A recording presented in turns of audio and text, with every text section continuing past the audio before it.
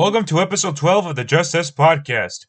For now, it'll just be me and DC Eternal, but we'll try and see if anyone else can show up, especially for the first subject matter and maybe the third subject matter.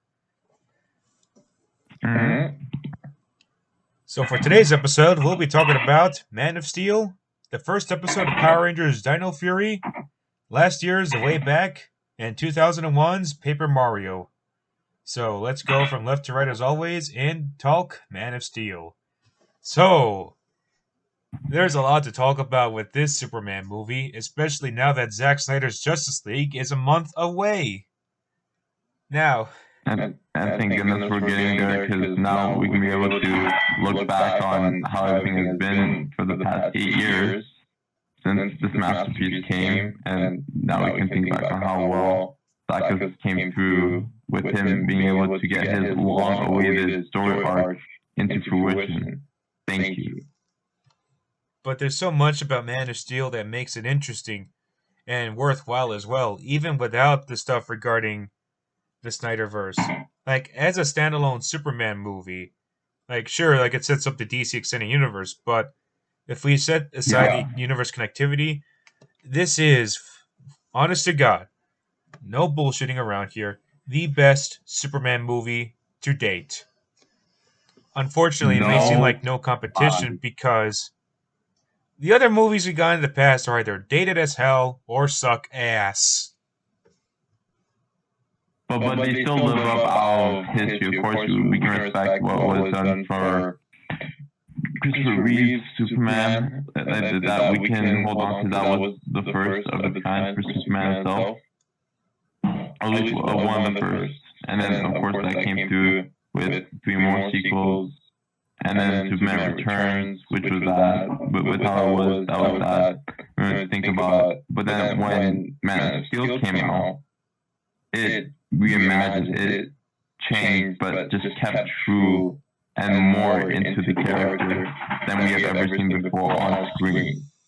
But more importantly, they treated him as less of a basic cookie-cutter type character and treated him as a more earnest, more in-depth, more exciting film. Which, let's be real here, the old Superman movies have not aged well in terms of story. You can say one thing about the VFX, but man, is the script on them poor as hell. There is no plot in them whatsoever. Hell, even the first 2 Superman movies felt like they've been stretched out too much.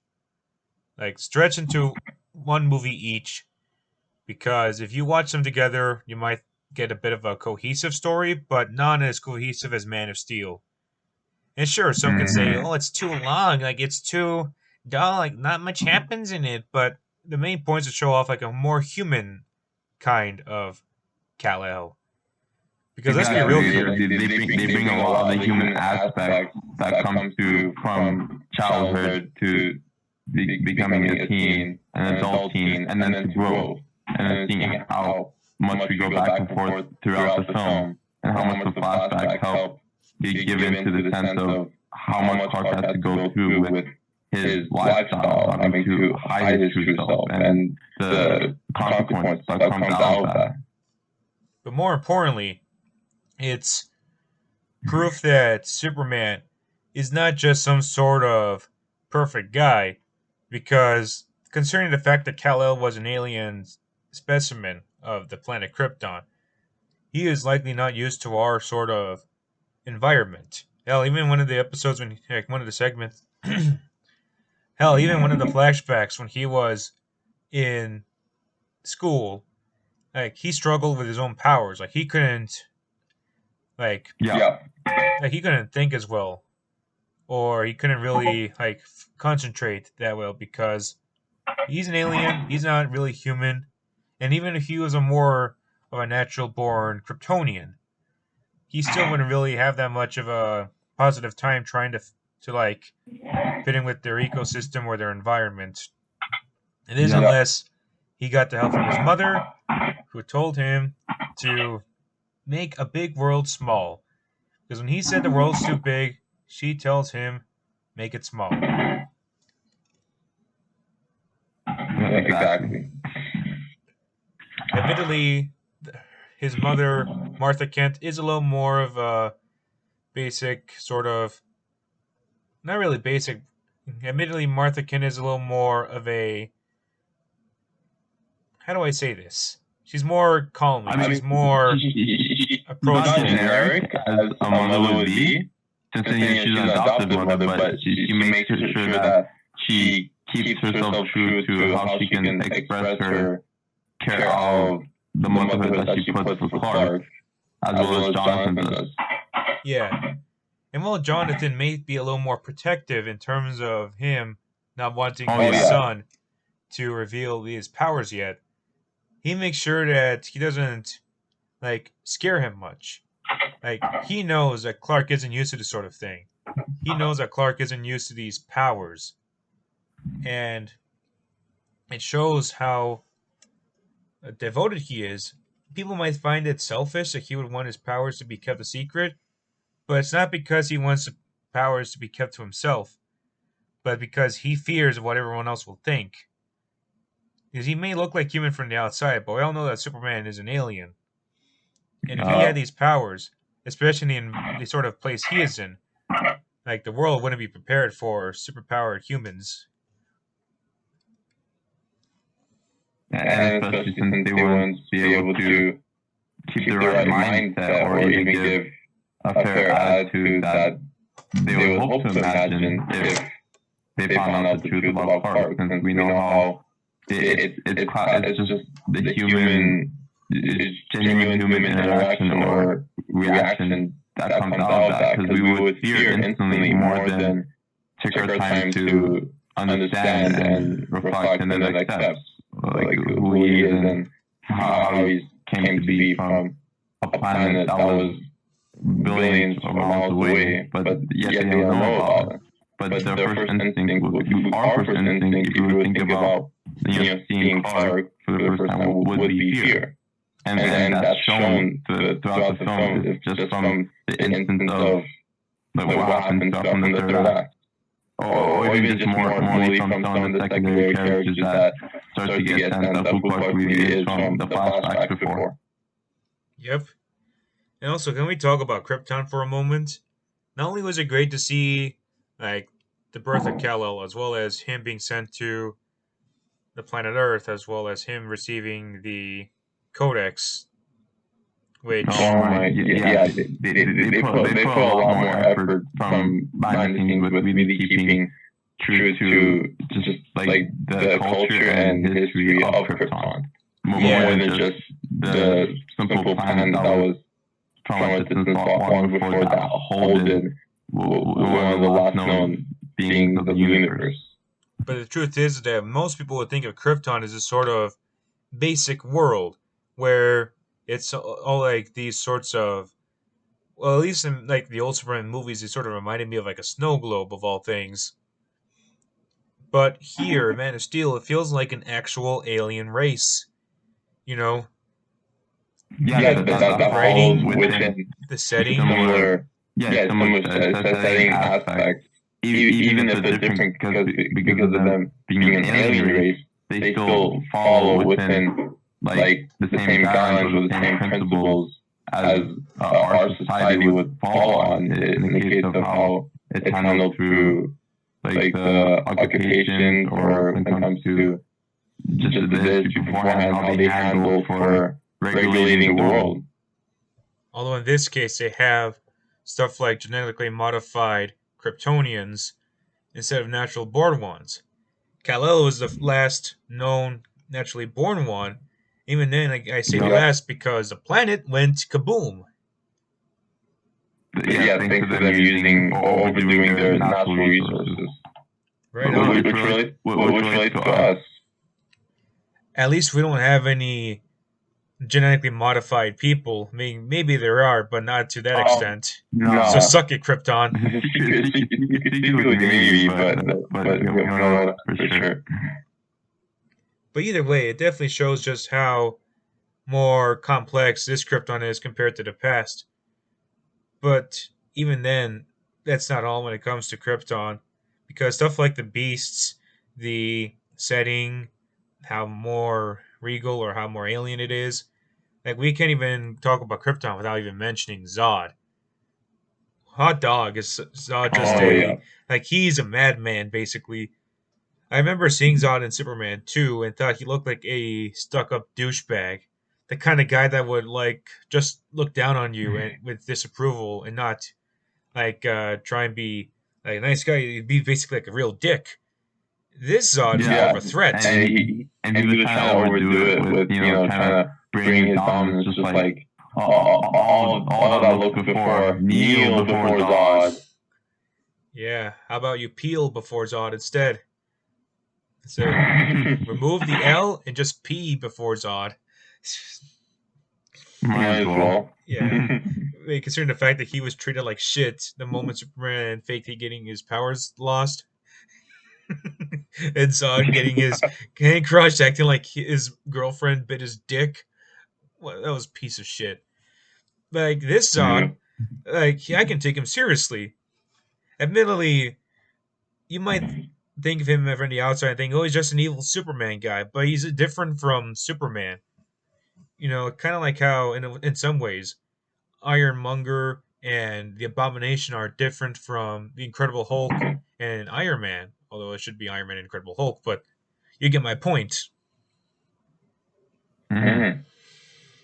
It comes out to pretty similar, but either way, like they're still real opposites of each other, which obviously keeps the contrast between the hero and villain. But yeah, even though he is a villain that tries to do good intentions, which comes right of how he tries to have sympathy for what Zod was trying to bring. Like all he wanted was to keep his race intact, but yeah, it came out of the sad destruction of Krypton. But yeah, he knows that with using the world engine of how if he could get that chance to bring Krypton again, but on Earth, it would help restore what his whole purpose is to ensure that Krypton can continue on through civilizations of the galaxy. But unlike Zod, Superman has a different approach with Earth. He wants to protect it, or rather, Jor-El told him to protect it because he knows for a fact that this planet is not ready for someone like him. But so long as he's willing to show them who he is as an inspiration, then they can accept him. And they even mentioned this in the beginning where his mother basically said that he may not fit in, but Jor-El knows that he may not fit in with them entirely, but he will at least be a symbol of hope for them as he gets older. Mm-hmm. We even get that from the moment Superman, or we even get that in the moment Kal-El meets his father's image. Can we call it a hologram or a virtual image? Like, it's kind of hard to describe. His consciousness. Yes, consciousness makes sense. But his consciousness, but in the form of a hologram from the scout ship. Correct. Which works well as a way for him to show his son about his race, what makes him unique, what makes him special, and it also contrasts from the way his parents like helped him out, especially Jonathan Kent. Like Jonathan Kent's a different man from Jor-El. Whereas Jonathan Kent was all about protecting his son from revealing who he is, especially at one point when he didn't want his son to save him from the tornado. Like many people said, like we talk about this real quick, and many people said stuff like, oh, why wouldn't he save his father? Why wouldn't he save Jonathan? He has super speed. Like, did you not understand that his son didn't want? He didn't want his son to reveal his powers at that age. Again, exactly. Even like he was from the time at least 18, 19, but even so, it would still be too soon for him to reveal himself, even from the worst moment possible. And on top of that, it's meant to show his son, Clark, that he can't save everybody, but it shouldn't stop him from saving anyone else. Case in point, when he was in the oil rig, and he was able to save everyone from there, although he was caught up in the explosion. But which he was able to take that risk for sure, but like even compare that to from the incident for Jonathan and the tornado. Like one, you had more control, the other you couldn't because you just knew how bad the risk would come to from the outcome. Yep. And of course, I can't forget about the moment Cal stopped a truck driver from basically harassing a waitress, which was a pretty good scene. And it's very amusing when a lot of verifieds bitch about it because why the fuck would you get upset that Clark would try and stand up for a woman? Yeah, what's wrong? I mean, like anyone these days would just regard him as a simp, which is dumb in that case because in reality he wasn't even being really a simp. Like the thing was that he was apparently too aggressive. Like he broke a guy's truck or something. But I don't know what their point is. Are they saying it's wrong for someone to stand up for a woman? Are they saying it's wrong for him to stop a truck driver who's drunk from getting in and causing a car accident? Man, verifieds are stupid. Mm-hmm. Speaking of ladies, we got to talk about Lois Lane. Oh my God, Lois Lane in the past is nothing more but just there. She's been there, done that sort of female figure. She's the sort of love interest. Though honestly, Margot Kidder was Margot Kidder looked more like a mother for Christopher Reeve than she does a person that would play Lois Lane. Okay, sure, Amy Adams made. People would say that Amy Adams is good. You would say that she's good just because she looks beautiful. But that's not the point. The main point is that she looks like a capable person. She's not there just for the sake of being an attractive woman. She has her own independence. She knows how to stand up to somebody. She's brave. Mm-hmm. She's ambitious. She was one of the very few people to go inside the scout ship. Yeah, exactly to that point too. She was willing, even if it was just to get an angle for her story of what the suspiciousness was of the ship. She was still willing to take that risk to go inside and even just follow that mysterious man, being Clark, for what that could have led her. And she came to an ultimate career-changing discovery that just wrecked everything that she reported before from her past. Yep. And more importantly, she's not the sort of female character that we would expect. She's not someone that would pretty much go, "Oh, help, Superman, help!" I know we're jumping too far in with the plot, but what I appreciate about her is that she's willing to help him out, whether it's getting him out of the ship that Zod was in at one point, or basically helping out with I guess it was the pod that Kal-El was in as a baby. No, the pod that she escaped from, or... But basically, you remember near the end when Zod's ship was getting damaged as he was trying to approach the terraforming ship, right? Yeah, right. Lois contributed to the scene when she was in the jet, and she wasn't there trying to pray for Superman to win. She was in the battle, granted not directly within the battle, but she was there making sure that she does her part beyond just cheering for Superman. Yeah, she was there to actually help to take or bring the regime that Zod had to send it back into the homemade black hole that was to come out of Superman's pod. And she wasn't there, like you said, to just be there to give moral support or cheers. Like, oh, please stop him, Superman. Like, she wasn't that stereotype.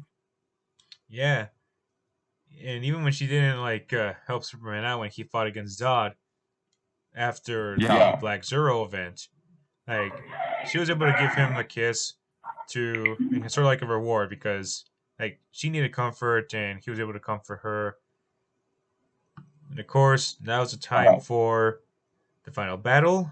And after the final battle, she ran up to Clark and comforted him when he screamed in agony for killing the last of his kind. Which, like, she wasn't pretty much like someone that would say something like, "You won, Superman. Now how about I reward you with a nice little surprise at our house?" Like, she just comforted him. Like, she may not be someone that would have experienced the loss of her race, but she knows how Superman feels about it. Yeah, and she understands that emotional, like, distraught of having to take the option to kill Zod, and she knew that immediately he had to have the closure to try and give him back in the same sanity sense of how devastating that moment was for him, because like anyone in that moment would feel like a lot of tension, and even from after that, like Lois just made the genuine call to help Clark out, which made it one of the most genuine moments for any not just couple, but just like any interested comic book character relationship that comes out what we've seen before from past films. Like that was portrayed perfectly. Exactamundo. And before we talk about the final battle, as well as the scene that many people still bitch about, we gotta talk about the rest of the story. Because it was, aside from it being great to see Clark grow into a man, it was also great for him to not just be aware of who he truly is, but to also experience it firsthand. Use his powers, mainly his flight. Because flight is one of the best moments in Superman history, especially when it comes to cinema. Because or not just comic book film history in general. Like it was the moment that defined just the start to any hero's journey. Like it was his way of trying to build up to what made Superman so iconic, but not just for the powers, because of how much he had to regain himself, how much he had to bring his true strength more inside than just outside. And he followed on that from his father's word that Jor-El was saying from the back, like after he failed from his first attempt, but he used his strength as much as he can from the power of the sun, while Jor-El was describing of how much he will bring an impact towards the human race, of how he will present his wonders. And he took that so rightfully from the moment when he put his fist on the ground and he had control of gravity around him, and he took absolute launch with Hans Zimmer's score just blasting away with absolute monumental beauty. Exactly. And it's not just the cinematography or the music that makes it great, but it's also how inspiring it feels. Because in the past few movies of Superman, they've been pretty bland with the flight sequences. Now, admittedly, VFX were not the best of that time period. Although, let's be real here, Star Wars VFX, Terminator VFX, as brief as they were better. Hell, even Superman 4 sucked ass compared to Spaceballs, RoboCop, and Predator. I never even seen that 4 either. Plus, that's just how much I love it. I'm not saying like that, but either way, I still never see it. I don't know if I'll have interest though. But just like how you're saying. If you want to see it, I hope everyone else sees it with us, and we just like laugh at it, point fingers, talk about how stupid everything is. But back to the topic of the review. Like even Superman Returns, despite having updated VFX, like it just felt sort of basic. I mean, the only good flight sequence was when Superman stopped the plane from crashing into the stadium. But that was it. I mean, yeah, that was honestly a good moment. Like that was a great sequence how it was taken, but even in comparison to like moments of Superman like saving an action compared to that, it's similar, right? It's still taken in the action of how Superman would present his heroes, but it just wasn't all the way on such a heightened level as how it was done from Man of Steel to me. Right. And you know, like, there's a lot to say with Superman Returns if we ever review it, but let's instead focus on the more important Man of Steel. Yeah. So we get Flight, then we get ourselves Superman going up against Zod. And, like, the way he stands up against Zod was not just like, holy shit, we didn't get anything like this before. But it was like the way he like told him to not threaten his mother. Like, that was awesome right there. You know, Superman. Yeah, it immediately just after like while before flight or just during flight, you just notice like Zod taking action like on Martha, and immediately like just swooped him out of the way and just immediately put him on the ground, him the power plant, and just do not threaten my mother with every punch. I felt that watching it for the first time. Yeah. And it definitely showed that Superman isn't just some sort of selfish guy. Like, he's willing to protect the innocent, especially his family. Yeah, and he's willing to do anything in that case for sure. Like, even if he has to take the hardest action, and he's not going to go and stand up and just like yell and like anger from that response. He's going to attack immediately in full defense. Not like in Superman 4, The Quest for Piss, where he was like, no, stop, don't do it, the people! When Nuclear Man did stupid shit. Fuck Nuclear Man. Nuclear Man. Nucleus, Uranus Man. Anyways, the action sequences were great in Man of Steel. Like, they felt truly Kryptonian. They felt great to see on cinema. The sound effects used for them were outstanding. And it just felt more organic. And people will say it's too flashy, but like, what do you want Superman to do? You want him to like be held with like the same sort of basic VFX. Like, it's not 1978 anymore, people. Much like how you can't buy a newspaper for 5 cents. It was well within modern times for sure. Even in the department for the visual effects wise, and it wasn't even like that overdoing if you compare it to other movies before from within that time period, like 2013, 2012, or 11. Like, it wasn't overdoing it with CG. Plus, they use it in the right spots. And as much as people like to complain about the so-called product placement within Smallville's fight, I gotta say it was kind of cool to see, 7-Eleven pop up, Sears, IHOP, because, like, people say, oh my god, like, why would you do that for? Like, honestly, like, it kind of seems amusing for me to watch, like, seeing real places show up, like. It's not like Superman. It keeps it genuine, like, it's really in our world, like how it should be a live action film, a live action comic book film, like that has places of existence from our world, and it's just there too. It's good that we can bring that relation all the time whenever we see it. Plus, it's not like Superman and Zod were going to order anything in an IHOP, and it's not like there was any other McDonald's or Burger King. It's just one restaurant, one convenience store. The main purpose was for them to help promote the budget of the movie. Like, help them out with the budget, and in return they get to show up in a movie, get eyes on it. It's a business thing. Like, it's not like, say, fucking, like the Super Bowl. It's not like all that sort of stuff. Like, okay, immediately the people would be like, oh, like, stop crying, damn it. Stop fucking crying. That's back advertisement. Like, honestly, like, you look at stuff like this, and I much prefer the product placement in Man of Steel than I do the product placement in Superman 2. I mean, all we get is just Coca-Cola and Marlboro cigarettes. Boring.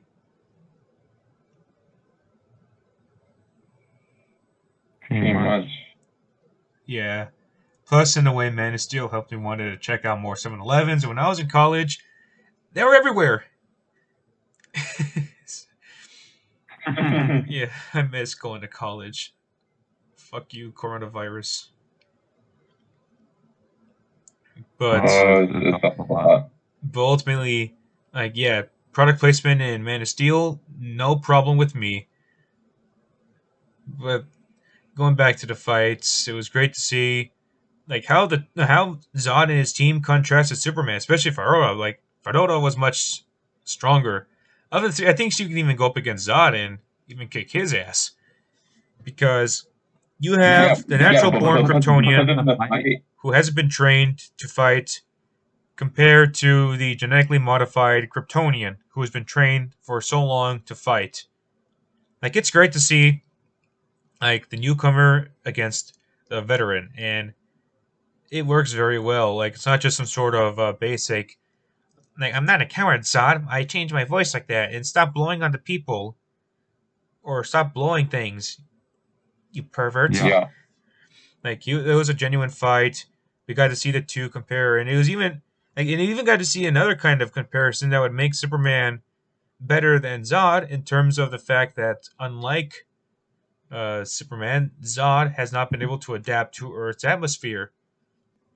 Even just like some after he lost him out, when he crashed in 7-Eleven, and then seeing how he struggled similar to Clark when he was a child to Earth's senses, and you just see how it's like on one-on-one, it's Superman's domain, it's his environment, he's going to adapt and get through the senses a lot longer, and for Zod, of course, he has to live in the same pain that Clark has as a child, so he wins in that part. Exactly. And I'm going to say exactly a lot now, aren't I? Well, yes, exactly. But another exactly great thing about Man of Steel is the fact that Superman was willing to help out the military when it comes to making some sort of reason in terms of how he can help out and stop the Kryptonian gang. Yeah. And it's good that they have that critical thinking, like from the time when they're at the military base, how how we know he was going to set the pod to become a homemade black hole. They did the same thing to the force of including the Air Force, the Air Force, but also the C-130 plane to be able to carry it, and for them to be able to have that airstrike perfectly made. And just them talking over it, it made the moment a lot more. It made a lot more entertaining from the time when they were talking about how they're going to make it happen. It was also great to have a dialogue between Superman and Lois Lane be more than just, "Oh, you're handsome. Oh, you're beautiful." Like they were actually in a way like understanding each other, because Superman is not from our world. Lois Lane is from our world. But they're able to collaborate with each other and knowing how they work differently. But it also allows them to basically show that Superman can be trusted. As well as the fact that we get to see General Swanwick, who I believe is mentioned that he is not of their kind. Martian kind. Exactly. You know, like it kind of makes you wonder if he's trying to hunt any sort of men currently. I wonder if his favorite anime is JoJo's Bizarre Adventure, but it's John's instead of Joe's. Like, real talk to General Swanwick is a great character to have in Man of Steel. I know we say that by every single person in the movie, but like what makes him work is the fact that he seems more of a genuine person who would have been involved in the military. You know, the experience, the presence. You compare that to the military men in Superman the movie, and all they were interested in is like turning away when one of the guys was trying to do God knows what to an unconscious woman in the old movie. Which I think I don't remember, nor do I care. But of course, when you compare that to how the military was taken, including General Swanwick and Colonel Hardy, it was just like a perfect portrayal, just like keeping the realism of how they were handling just the situations from first discovering the scout ship and then to having to actually have the first interaction with Clark as Superman, and how they were trying to handle that sense of how they were going to deal with the threat that came from Zod being the first alien contact with humanity. Oh my god. Oh my god. Oh my god. Oh my god. We have to talk about the "You Are Not Alone" scene. So spine-chilling. You are not alone. So creepy. So different from what we're used to. Like, there's stuff like Joker saying, "Oh, wherever you are, Batman, I'm going to make sure that you reveal your identity, or else I'm going to kill this orphanage of kids." To this, "I am General Zod. I am looking for one of your kind. He has been hidden among you for so long. If you refuse to bring him to me, then you'll be left with extermination," or something like that. But and I hate to butcher the lines, but like, it's just different. It's like he hacks into every sort of signal, every sort of screen, and like, it definitely proves the sort of threat he has. He's not your average, ordinary comic book villain who's going to get his plans foiled. He's an actual threat with big goals, big threats, and he'll do what it takes to get what he needs, or else people will die. Mm-hmm. And even though if we never saw Zod throughout, like in the film, was just from the beginning to that point, and that was his introduction, that just simply would be great. Just all over. I mean, like it's so great for how it was introduced, like just from the moment, like within Krypton, still from the moment before it was destroyed. But even just from that, if you were to introduce Zod just from that scene, I just will like. Oh, I would have been kick gas and just all just that's Zod, dude. Yeah. Oh my god. It's just so, like, this is how I'd see the characters evolve on the big screen, going from stuck-up douchebag who screams when he gets his arm crushed as he would his dick, to being an actual threat towards humanity. And can we also talk about the scene of Clark in the church, like saying what he would do? Like, he doesn't go up to the church in his suit or admitting who he is, but he talks about what he would do if he was in a situation like that, because like, he doesn't seem ready to handle this sort of problem. So he looked at someone as a bit of inspiration, and it was great that he was willing to look for help with the priest in the church. Yeah, and since you really needed that sense of guidance after the world being given such a unexpected but threatening message from Zod from that time, and him having to think back even from the moment when he had the flashback of what he would do from his situation when he was facing that school bully. And then with the John giving that idea of how he has to decide what he wants to be in his life. And that reflects even from just going back to the scene with him in the church. And it has to give him that thought with the priest for if he decides to have to hold the truth long enough or have to reveal it in order to help prevent the threat that was about to come from Zod. If he doesn't bring himself into him or in front of him. Exactly. And that's another exactly I've mentioned. So I'm instead I'm going to say something like, "You are correct." And yeah, it's definitely a great way for Superman to, or AKA Clark Kent, AKA Kal-El, to get closer to what he wants in his future with these powers. And it's a good sort of choice on his part. Also, people complain about the Jesus imagery, but let's be real here. Like, many people have already said, "Oh, Superman's like Jesus Christ," and now all of a sudden it's a problem. Like, get the fuck out of here! I bet these are the same people that make sort of like terrible dad jokes about Star Wars, the original trilogy, and still think Jar Jar Binks is the worst thing ever. It's like, grow a dick. But yeah, all that stuff was great. And of course, the final battle was like breathtaking.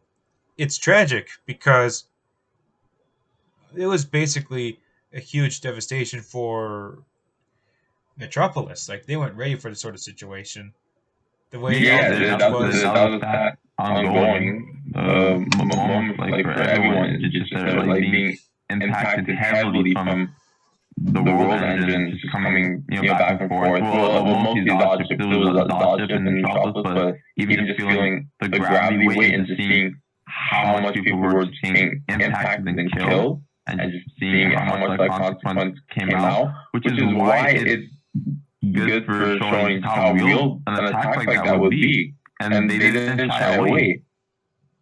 And on top of that, it gets expanded on in Batman v Superman, when we see Bruce Wayne's point of view of the battle. Now, I can't wait to talk about Batman v Superman. Spoiler alert, we obviously love it.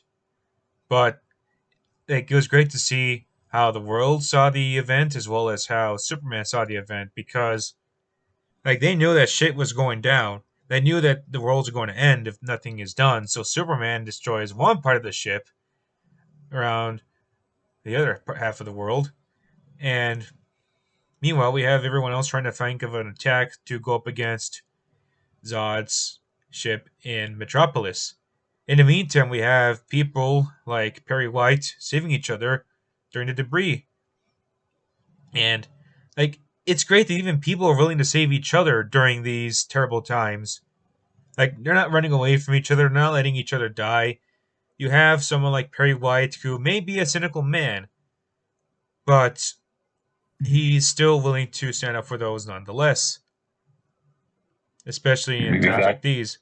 Remember when J. Jonah Jameson didn't tell Green Goblin, who took the pictures of Spider-Man? We know it's Peter Parker, but he didn't say it to the Green Goblin. He said, I don't know who it is. I got this into my mail. He was willing to save his own employees, even though if he's kind of a prick to Parker.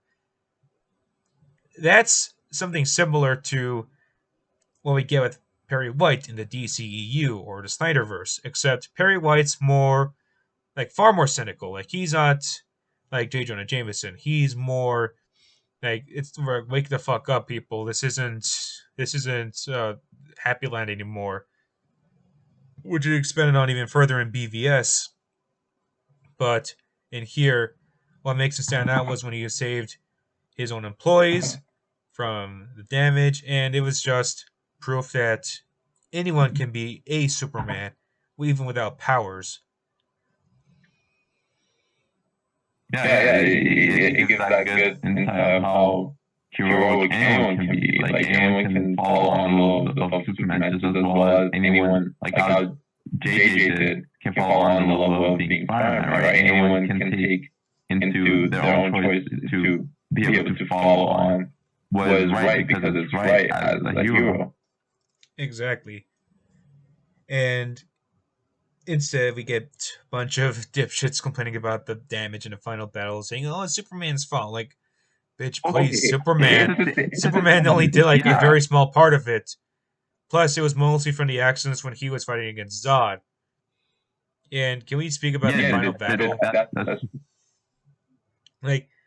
Admittedly, the final battles between Superman and Zod is somewhat brief, but what makes up for it is the fact that they're already in a post-Black Zero Metropolis.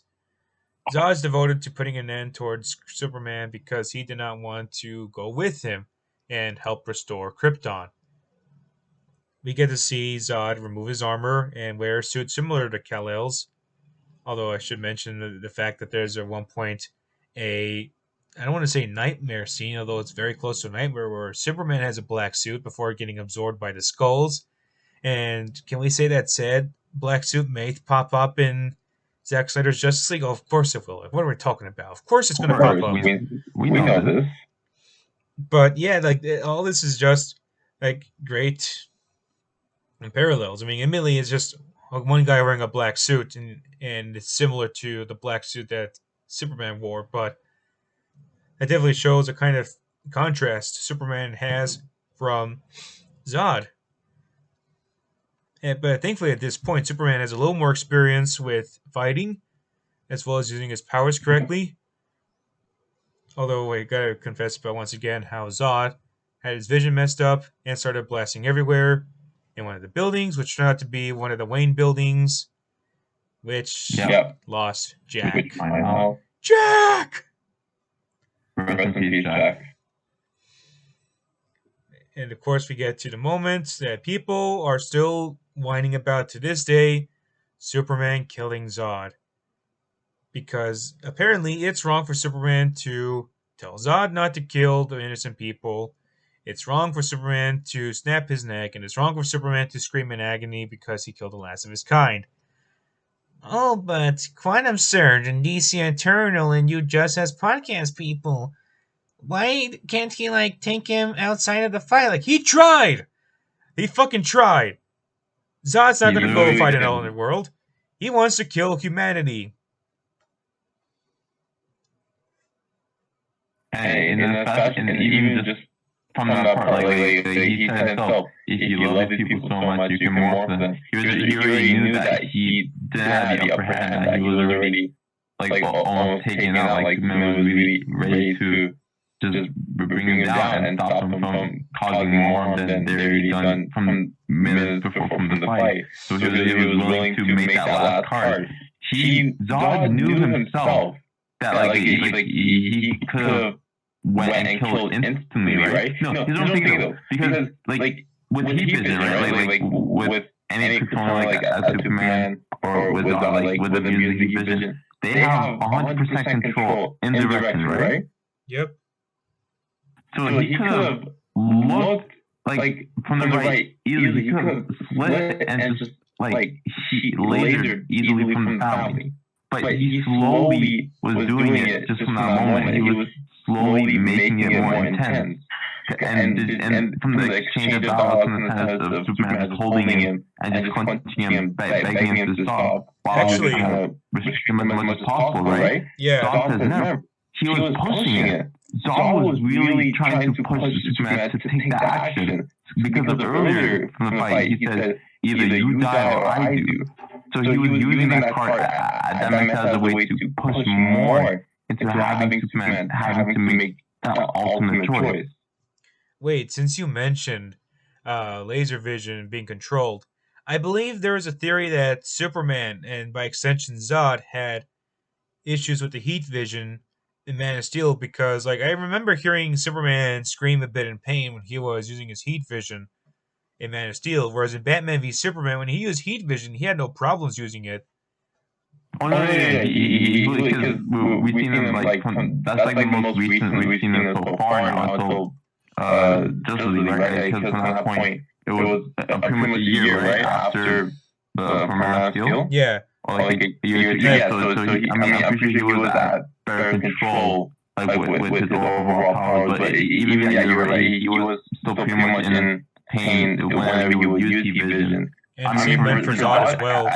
Both when he was in the building and when he was trying to kill the humans, although Superman was trying to restrain him from doing such a thing. But after that, after the fight, after Superman tells Swanwick that he wants to help on his own terms, after one more flashback of childhood Clark Kent with his flag, with his cape, wearing it like a superhero, we get a great way to end off the movie with Superman, now as Clark Kent, going into the Daily Planet, and as Metropolis starts to slowly rebuild itself, Lois Lane welcomes her new co-worker to the planet, both literally and metaphorically. That's exactly how it was. And the two smiling at each other. Even dialogue-wise, I'd say too. And also, the way the two smile at each other is a great way to tell people that they don't pay attention to this movie because they know how to smile. Whereas I bet most of the verifieds don't even know how to smile because all they're busy is just being little bitches.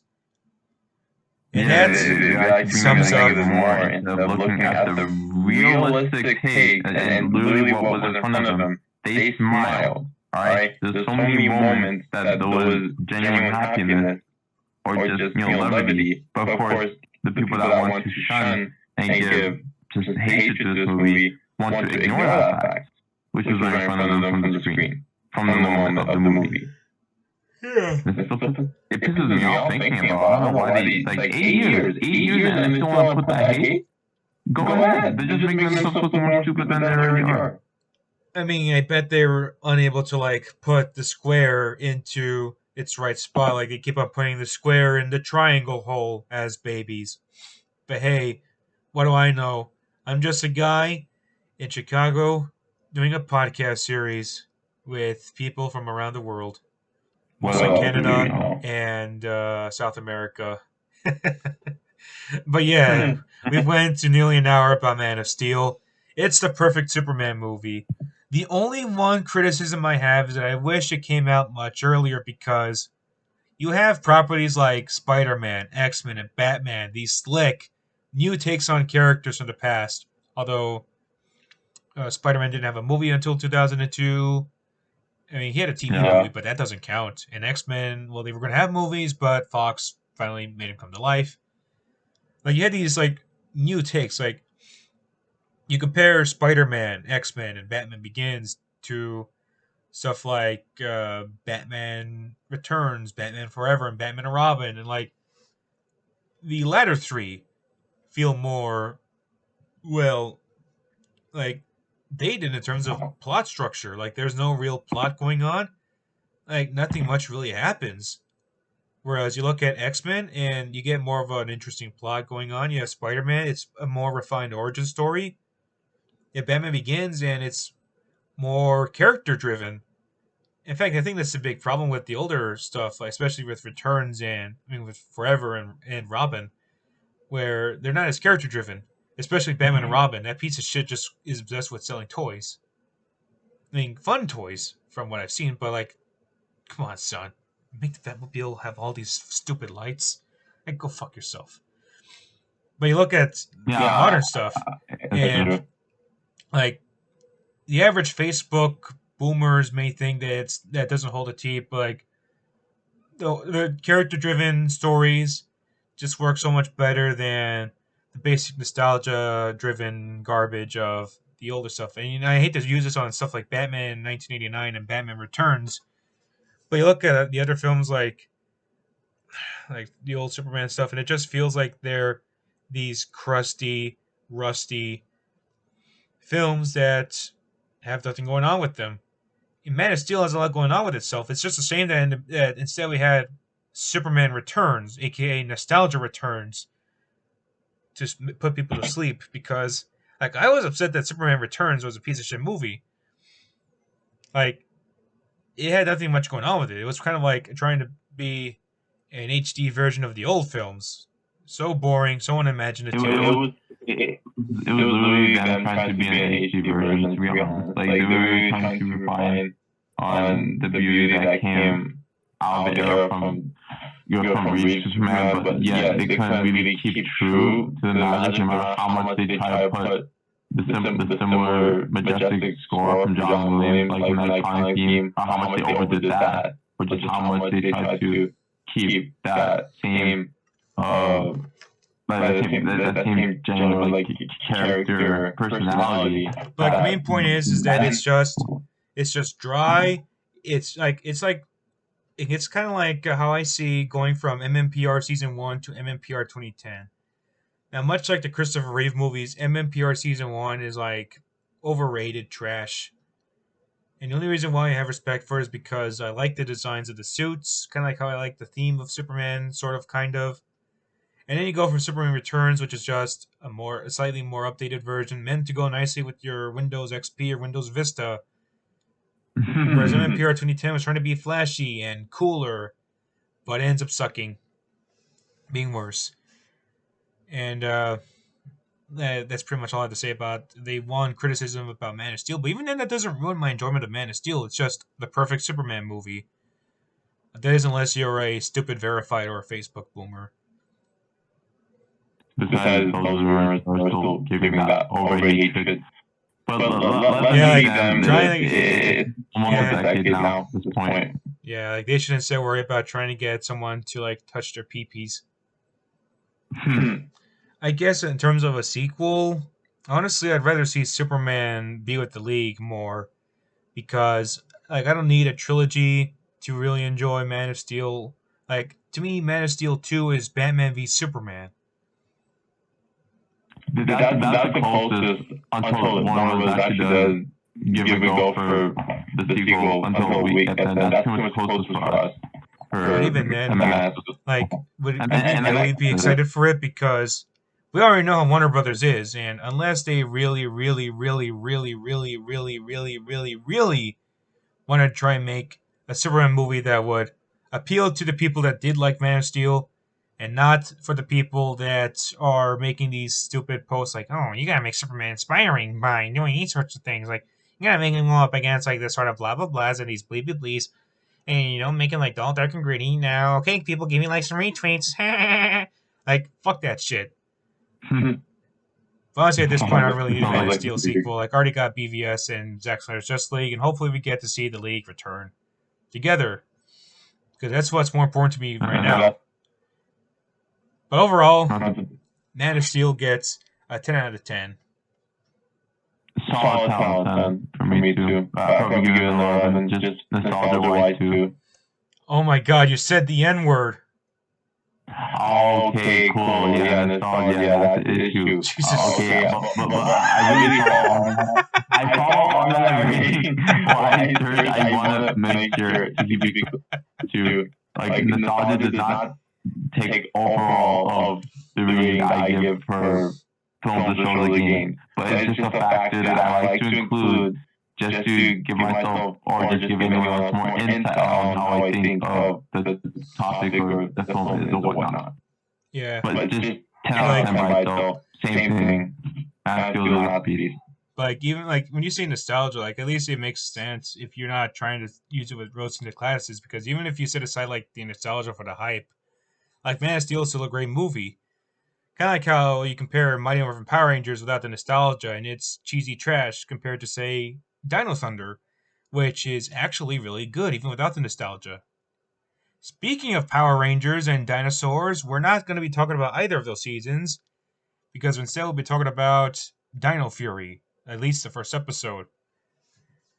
Yeah. So, I actually did like the pilot so far, and let's just say this out of the way, like, at this point, so far in this current era of Power Rangers, we can't really expect it to be as good as the seasons from In Space through RPM.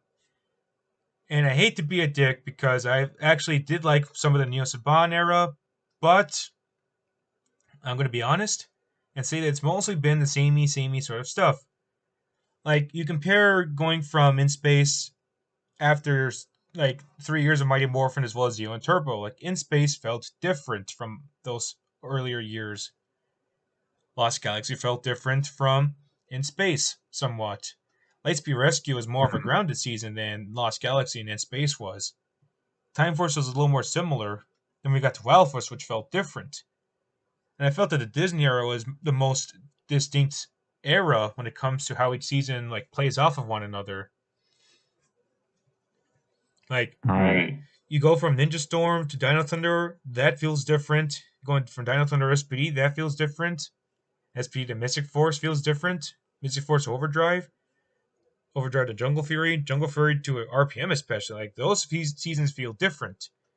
Now, going from RPM to Samurai feels different because you go from a highly regarded season for its distinct tone and characters to a more laid back, toned down season. Watered down as hell. You go from Samurai to Megaforce, and it feels the same. Megaforce to Dino Charge, well, Dino Charge is better, but tone-wise is somewhat the same. Music-wise, too. And similar thing with Ninja Steel, except Ninja Steel is just way worse. Going from Ninja Steel to Beast Morphers, and while Beast Morphers is better by a long shot than Ninja Steel, it still feels somewhat similar to the Neo Saban era. Which is why with Dino Fury, like, it can go in different ways. Either this can be a more ambitious, more unique season of PR than Beast Morphers and the other seasons were, or it could just be the same sort of thing. I mean, just as long as they try to like in the future. I mean, because it's the one episode, like you said, right, for Dino Fury. Yep. So just as long as throughout for this series, if they don't try to overchange, or at least they don't like have a tone that takes over or tries to keep too similar from the past series, then I don't think that'll be much of an issue then. Well, let's take a look and see what the pilot has to offer. So we're introduced by our two Rangers. I know one of them was Ollie, and the other, I think the Pink Ranger was Amelia. I might forget her name, but Amelia, we'll call it that for now, is a sort of like reporter. She is working for Buzz Blast, which is sort of like BuzzFeed and all these other high-profile reporting sites, because she wants to get a lot of attention from that. She's a go-get-em journalist, sort of like Lois Lane, but nowhere near as developed as Lois Lane so far. She's also obsessed with being a reporter. Yeah, but she's also obsessed with ghost hunting. So maybe she's been preparing for Ghostbusters Afterlife. We'll see about that. But more importantly, she discovers the fact that there might be these like sort of readings of ghosts in the Dinohenge area in the forest. She ends up meeting Ollie, who will be our Blue Ranger. Now, the two of them discover a park ranger that tells them that they shouldn't be around here. However, a villain by the name of Void Knight shows up. And just to describe you about who Void Knight is, he's sort of like the Purple Ranger, but he's a villain. Now, remember Korag from Mystic Force? Yeah, familiar. Yeah. Now, Korag is like hard to beat, let's be honest. But Void Knight might stand out on his own because he seems to be the main enemy. I mean, first of all, he appears to be having some sort of beef with who we'll find out is our Red Ranger, that being Zato. But we'll get to that in a bit.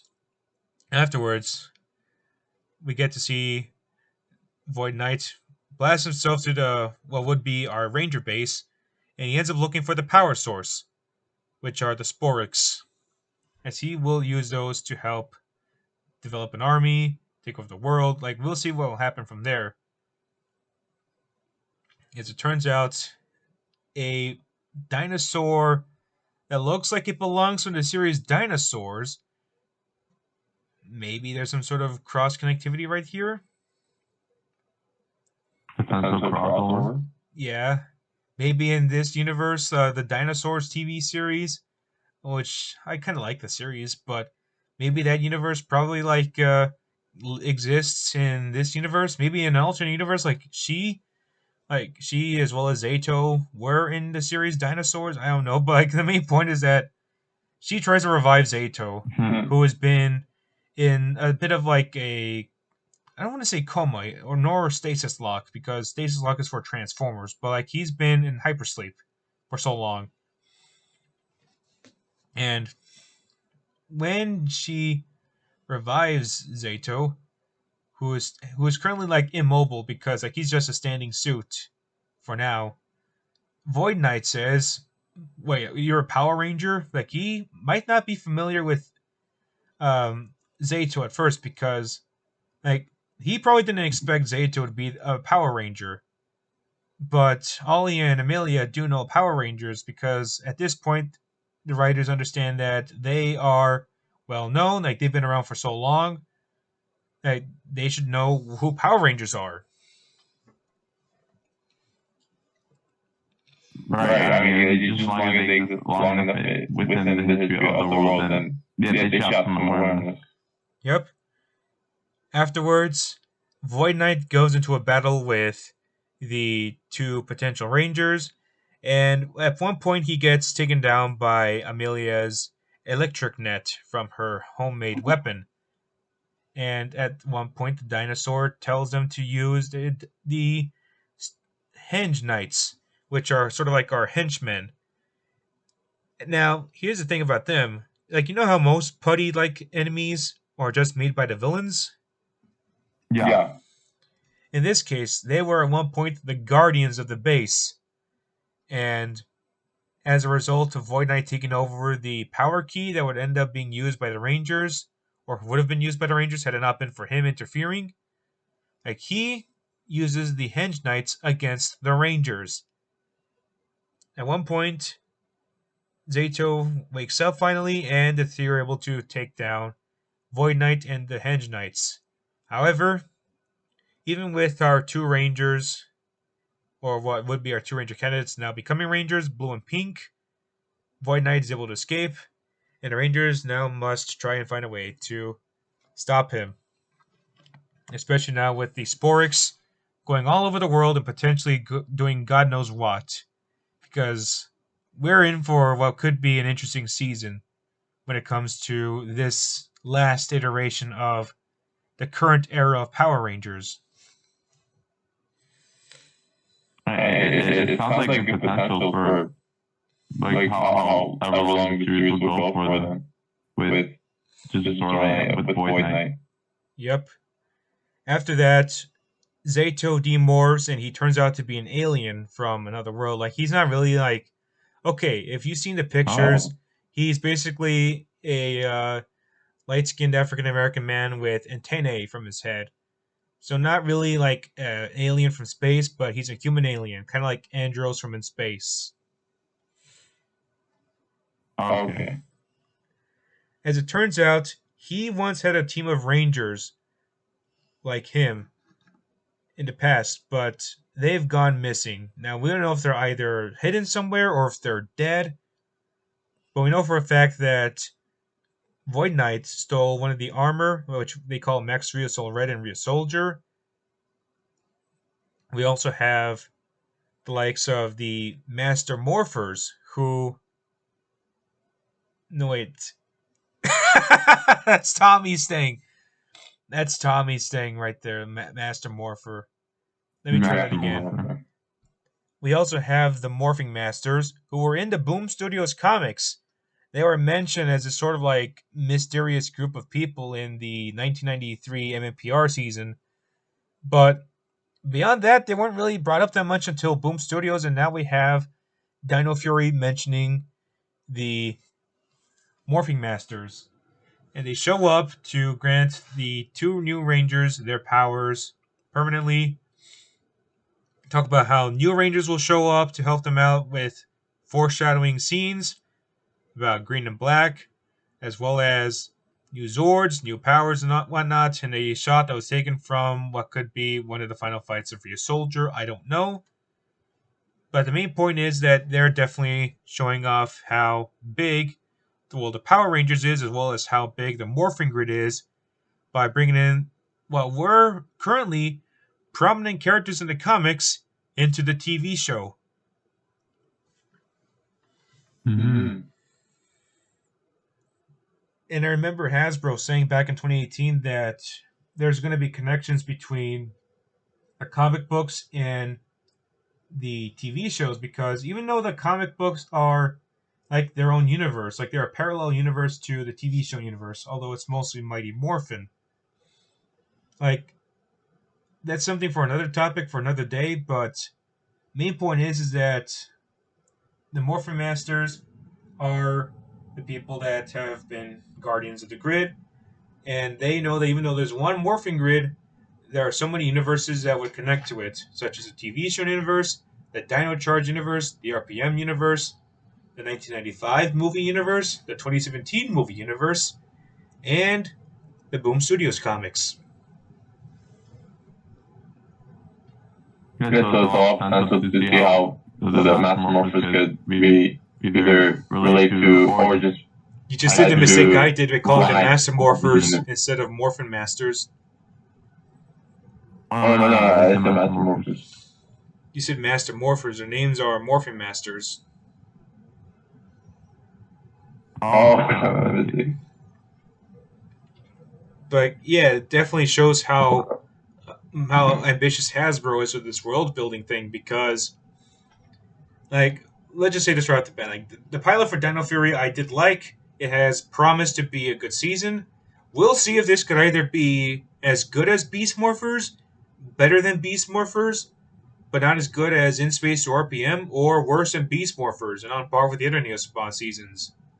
We'll see, because just because you have stuff the like uh, like the connections to the lore, as well as the fact that these new Rangers, like there was once a team of Dino Fury Rangers, which they say is actually the first team of Power Rangers on Earth, which will upset your average Mighty Morphin normies because they think MMPR is the first.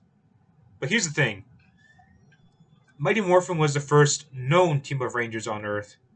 Dino Fury wasn't as known in the Earth, but they are still the first because they showed up on Earth. They brought the grid to the Earth, and that's something that a lot of Mighty Morphin fanboys aren't going to understand because they think, "No, how dare you ruin Mighty Morphin? What about Tommy?"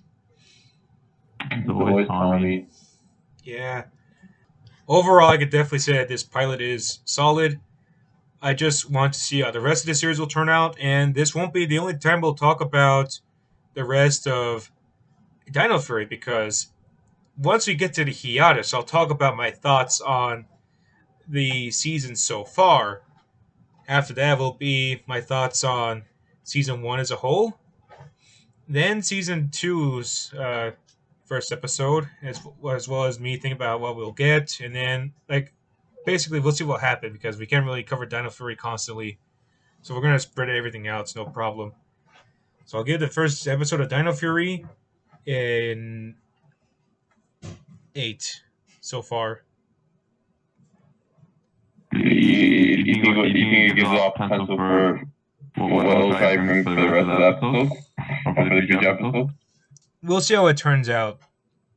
But here's the thing: we don't know what we're gonna get after Dino Fury ends, because if the rumors are true that Toei and Hasbro are gonna split, then one thing's for sure is that we might get a more interesting approach in the Power Rangers brand without Toei than we would with Toei. Now, if you're not familiar with all this sort of stuff, Toei is the company that owns Super Sentai. They're the ones that do stuff like the designs, the story. Saban was first the person that localized Super Sentai into Power Rangers. Then it was Disney, then it was Saban Brands, and now it's Hasbro. But Hasbro might want to do stuff without the help of Toei, but on a higher note, because whereas Saban didn't need Toei's help with the movie, Saban Hasbro might not need Toei's help with their own stuff. We'll see what we're gonna get, but what we do know is that they want to make a shared TV universe, a clean slate, sort of a reboot. But whatever we get, I just hope we get good writing, because we shouldn't have to worry about making our own shows or sticking with what the Sentai does. All I want to see is just a great story from Hasbro. Whatever format they do, just make the story good. And honestly, if I was Hasbro, I'd like to see them do a kids show in the style of Rescue Bots for the Play School line. Then do your current series for your general audiences, or Dino Fury, but better written. Then you do regardless if you're gonna adapt Sentai or not, just make it good. And then you can make an animated series of MMPR, but better than the actual MMPR, kind of like Voltron on Netflix, where it's better written than the original Voltron. But it depends on Hasbro if they split away, if they're able to. Yeah. Put their control for the future project. Yeah, that's how I'd see them do it, or what I would do if I was Hasbro. And I'd also add stuff like occasional returns movies, like reunion casts or cast reunions for stuff like SPD and Time Force.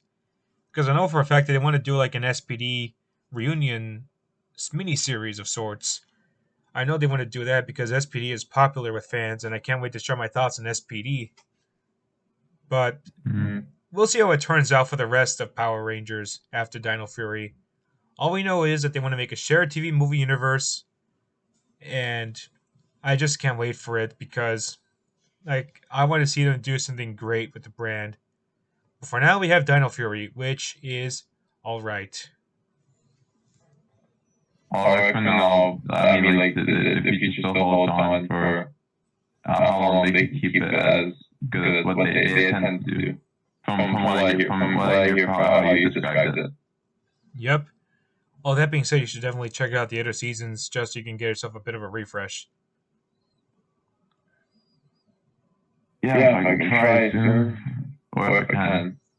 Yeah, which I hear they're going to put up the new episodes on, like, the older episodes and seasons on YouTube. Like, I know people got upset when they took off the older seasons from Netflix, starting with February. They just left Mighty Morphin, the reversion, as well as Ninja Steel, I believe, and Beast Morpher Season 1. But having them on YouTube is a cool idea, because everyone has YouTube.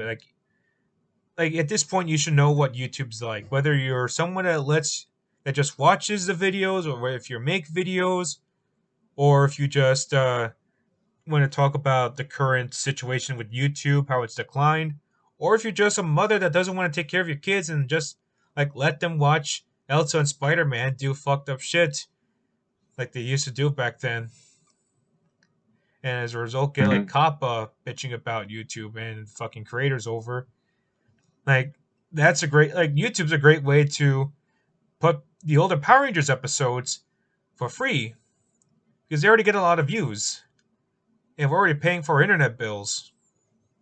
So, like, watching the Power Rangers seasons for free, like, that'd be cool. But currently we only have Dino Charge and MMPR 2010, which I don't really care that much about MMPR 2010.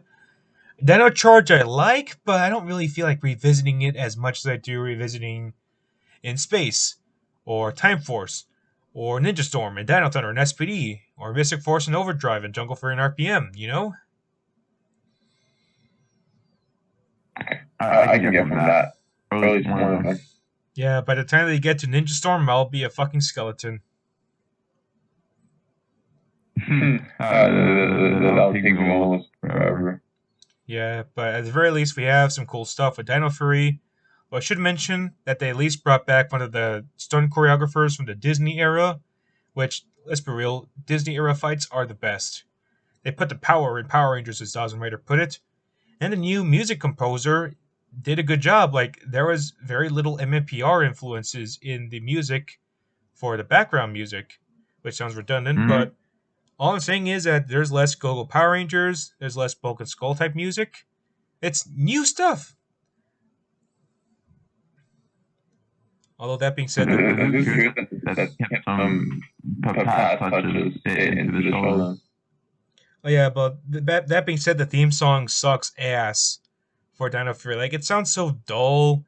It tries to sound so technological, like so techno and so like advanced, but it just doesn't sound that cool. It's like Go-Go Power Rangers, Dino Fury. It's like boring. At least with Beast Morphers, like both theme songs are 30 seconds, but at least Beast Morphers sounded cool. It made Go-Go Power Rangers sound more urgent in a way, and the like vocal at its morphing time was awesome. So yeah, like crappy theme song, but so far promising season. Swag. Next up, we'll be talking about The Way Back, starring Ben Affleck, and man, it feels great to revisit this movie because I remember making a review on it way back in 2020, like before the pandemic happened, in the middle of all this like Sonic the Hedgehog and Birds of Prey arguing. Like, I made like a paper like, back when I had a job at my college before it was bought out by another college. It was great to talk about The Way Back, like what made it great to watch, what makes it parallel to Ben Affleck, because this movie is more Ben Affleck than any of the other movies starring Ben Affleck.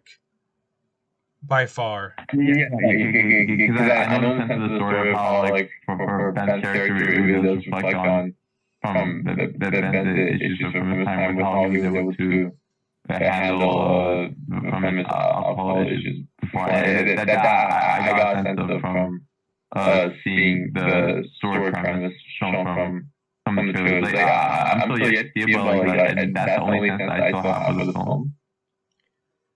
for me, what makes the movie work is the fact that it's an earnest experience. It's organic.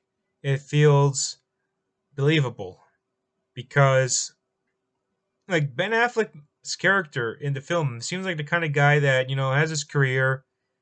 He has all this promise, and he rejects like getting the support he needs. And look where he is later on in the film, being an alcoholic, having pointless jobs, and the current basketball team, like they're shit without a convincing coach that can help them get on top. And of course, worst of all, like his character lost his like had a divorce with his wife. So Right. like the fact that this movie does so much to like not just reflect on Ben Affleck's life, but also reflect on the way basketball players sort of struggle with their own lives is just like it's just so touching. And I don't know how to describe it with words. It's just Would you um, say it's like emotionally engaging? yeah, like Okay. believe me, like as someone that's went through a lot with high school and college, like I just want I feel worried about what to do next. I feel like one mistake would be my last in a school career, and we all saw how that turned out with Ben Affleck's character in the way back when he sort of rejected a scholarship or an option to join their program. Like it's never too late. It's never like you never know what would happen to your future if you don't get the support you need, and they're even offering it to you as well. And it's something I relate to as well. Like I want to get all the support I need to have a good future. Like I don't think I would be ready for the driver's seat just yet, and I wouldn't want to be in any life like pointless job. I want to be in something nice and fulfilling. And thankfully, Ben Affleck's character didn't give up. He was willing to help out this team get back on top, especially since it's his home team. Right. I mean, that sounds genuinely nice. Yeah, and believe me, when it comes to like the way it correlates with the way basketball players, so like legendary basketball players, like obvious examples, but you have people like Michael Jordan and LeBron James. They're both icons of basketball history, but they're also people that want to help others grow. You have your typical Because people obviously they can relate to others that are trying to help build themselves into the best ways possible for what they decide in life. exactly, and I said exactly again, but forget it. The main thing is that much like with Michael Jordan and LeBron James, Ben Affleck's character wasn't just going to sit on his ass and say, "Oh, something's going to come to me." He went for it. He went for a new way to redeem himself, get a new redemption for his career, and it worked well.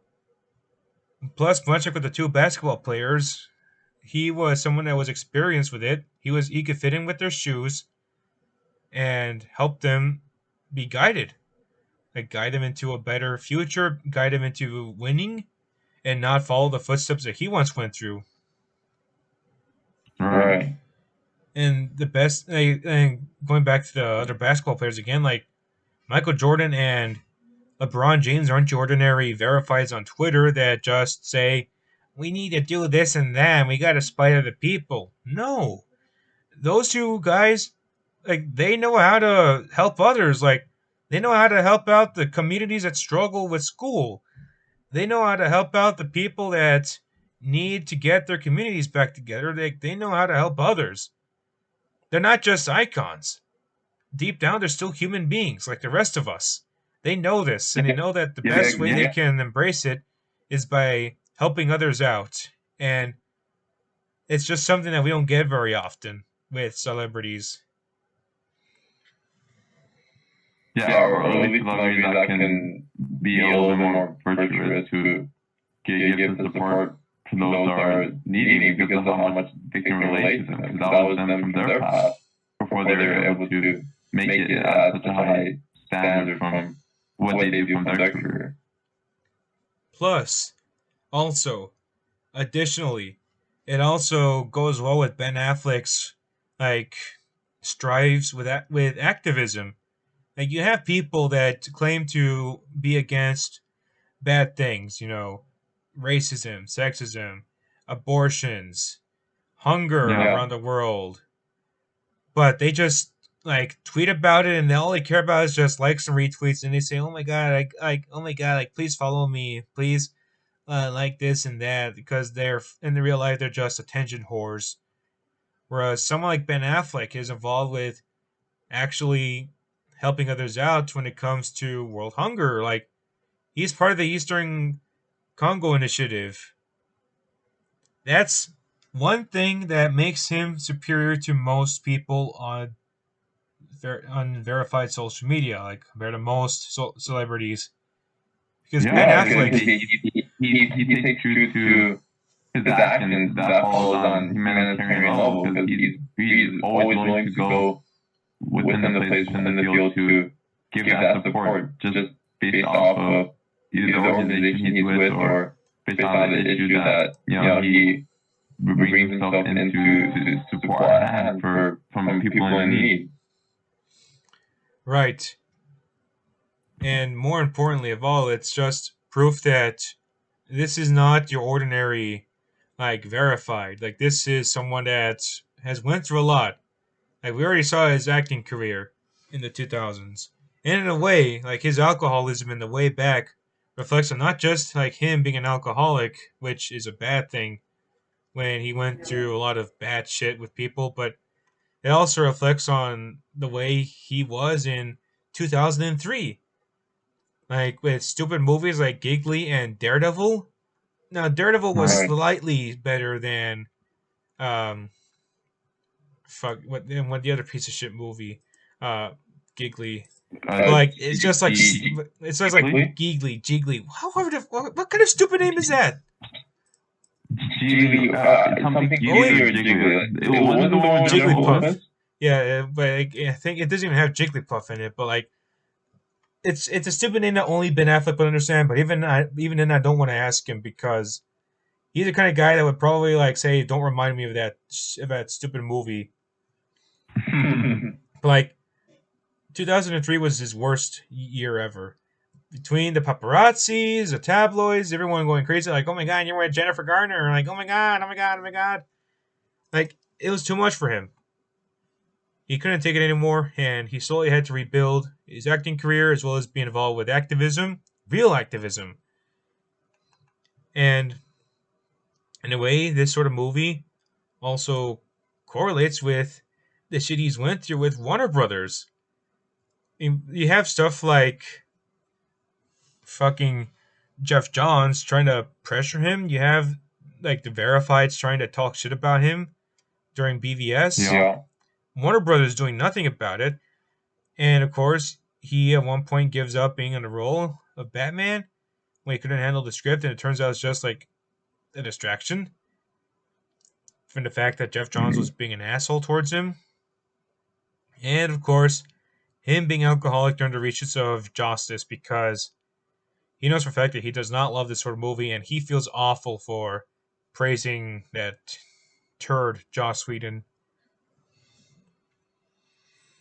So in a way, the way back works as not just a parallel towards Ben Affleck's future or past, but it also reflects on how anyone would want to avoid being in the bad times he's went through, especially with the basketball players who are struggling to succeed.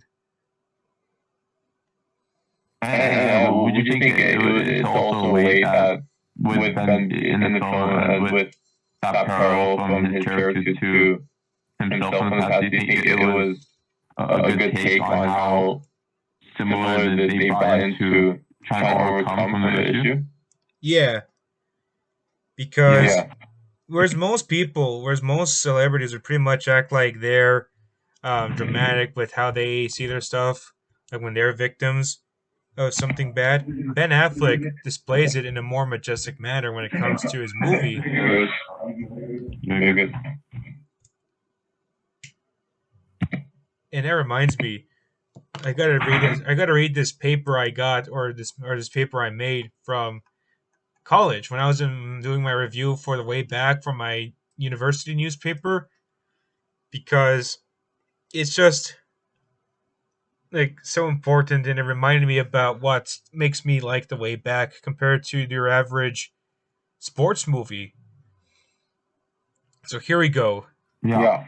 Sports movies involving basketball tend to either be comedic or serious, with the same tropes of a player or a person related to the player being down on their luck before a key part of their basketball career changes everything for better or worse. It's got a been there, done that feeling to a genre that almost begs for a strong movie. This year, Warner Brothers released a movie that is not only one that redefines the sports genre, but also one that many could relate to a whole lot more than they would with other films. Enter The Way Back, a movie directed by Gavin O'Connor and starring Ben Affleck. The two once collaborated with an older WB movie, that being 2016's The Accountant. 4 years later, the duo made another movie that deserves attention among film enthusiasts and even basketball fans that don't delve into movies as much. Going over the premise, basically talks about how Jack Cunningham, his character, rejected the scholarship and didn't go to Kansas, the University of Kansas, and he ends up being in poor jobs and misery. And we're pretty much like in this part of talking about the plot of the movie. But long story short, he realizes that he can take on his inner demons that were fucking up his life, and his support for his team leads to him realizing that while he may not be the same kind of man he once was back in his high school days, the spark that once made him a great basketball player was able to help be reignited as he coaches this new team that would hopefully not follow the same shortcomings he had before. How this film differs from other movies related to basketball dramas mainly revolves around how it connects the main actor of the movie, Ben Affleck himself. We already talked about how Hollywoodland, Gone Girl, and Argo were great, how Giggly and Daredevil sucked, and how he would have continued being Batman after BVS and Justice League had it not been for journal toxicity, studio meddling, and the inner demons trying to bring him down once again. While the life of Ben Affleck is similar or different from what his character Jack Cunningham experienced, its results that are similar, as both grew to be alcoholics when things went wrong, and both individuals faced a nasty divorce from their wives. While Ben Affleck isn't as socially active as he is in his interviews, Jack Cunningham's interactions with his basketball team work as more than just getting them to victory, but also as a guide to stray them away from thinking that everything good they're doing right now can't always remain at the same level. Basketball players can learn a thing or two about experiencing what their coaches went through or getting understanding of what they had at one point, especially this generation's aspiring players and their need for the sport like a way to get rid of stress. Because a lot of basketball players tend to have like experiences from like their childhoods where like they have a lot of bad memories or a lot of bad moments in their lives, and they want to try and find a way to cope through the bad times. So most Yeah. most high school students play basketball would later admit that the sport helps them worry less about any issues they face in their lives, from how they're affected negatively and as a way to fit in with other students when they have no one else to talk with. The way back touches up on that with the players as they initially had a hard time winning their games until they grew a bit of a connection with their coach, who was once stripped of his basketball glory until he decided to help the team.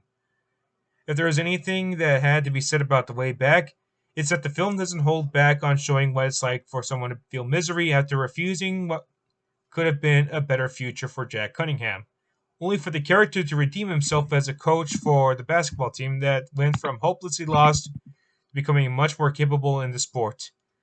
Along with being a brilliant way to represent a basketball drama, The Way Back also mirrors the life that is its main actor, Ben Affleck, once had a while, also connecting to real high school basketball players that don't have anywhere else to go in life without the sport. Might have butchered that sentence a bit, but going on. This film is one everyone should see, as it doesn't rely on any big brand name or the main actor alone for it to be good. Instead, the plot and its parallels to the real world drive this film wonderfully from start to finish.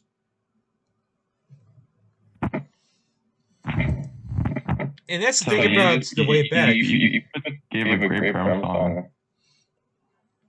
Yeah, and like that makes me miss when I used to have some form of enjoyment out of Robert Morris before Roosevelt University bought it out and did most of its stuff like shit.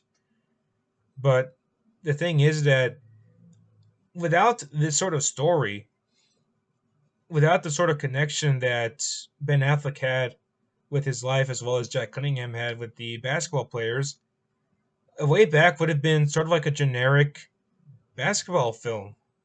But it's the performances of the actor, the connection to his life that make it special.